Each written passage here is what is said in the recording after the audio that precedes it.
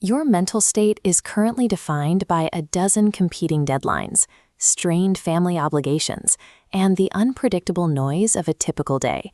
It is an environment of constant mental overwhelm. To manage this, we are using a text written around 135 AD by Epictetus called the Enchiridion. This document functions as a field manual for survival, providing a specific set of tactics for handling internal distress. The Stoic control matrix is a 4-step framework that organizes those stressors into a clean, strict 2-column grid. This process is designed to isolate the specific variables in your life that contribute to anxiety. You need to do this physically. Grab a pen and a piece of paper now, and identify one specific active stressor that is weighing on you. Translating abstract thoughts into a physical written exercise is the mechanism for relief. By slowing down to the speed of your hand, you force your brain to process the structure of the problem, rather than just reacting to the feeling of it. Step 1 is the brain dump. Write your specific problem as a single sentence at the top of the page. In this case, I am stressed because I might lose my job and my coworkers are talking behind my back. Pour all the unfiltered emotions regarding this stressor into that single initial sentence. Do not try to be rational yet. Now for step 2. The dichotomy sort. Draw a vertical line down the middle of your page to create 2 columns. Title the left column, In My Power. According to Chapter 1 of the Enchiridion, this column is reserved for your opinions, your aims, and your own desires. In our example, that means your resume, your work ethic today, and your internal attitude go here. Title the right column, Beyond My Power. Epictetus identifies this as the domain of property, reputation, office, and the actions of others. Therefore, the coworkers' gossip and the corporate decision to lay off staff are moved to this side.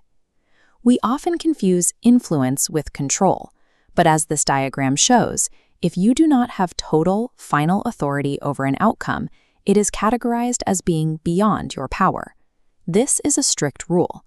If your wealth or your reputation can be affected by an outside actor or an economic shift, Epictetus dictates that they stay in the right-hand column. Review your list. Ensure that every external actor and every potential outcome is strictly isolated on the right side of the page. Now, take a red marker and draw a giant X over that entire right column. Physically reject these items. Crossing out the Beyond My Power column acknowledges a factual reality. It stops the psychological drain of attempting to manage variables that do not answer to your will.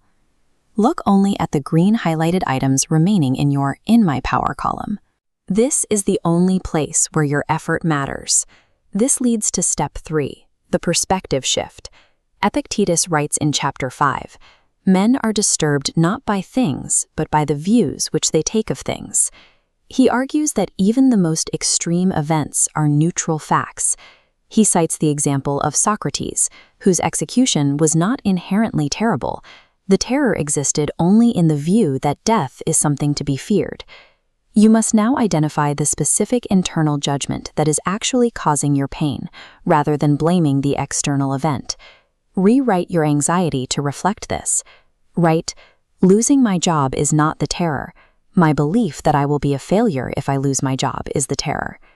Now, step 4, the faculty assignment. From Chapter 10.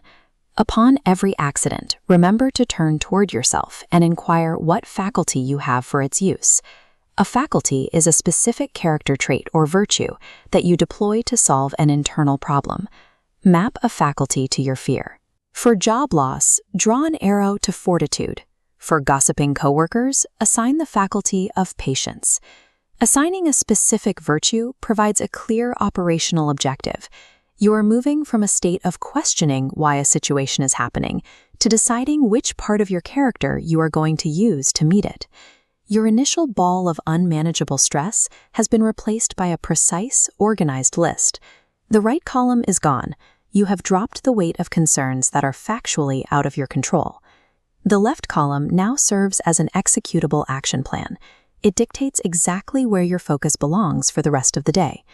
Keep this paper visible on your desk. Use it to short-circuit anxiety spikes by reminding yourself which column the problem belongs to. By completing this exercise, you have moved from a passive reaction to external events to a systematic method for internal management. This is the practical application of Stoic philosophy.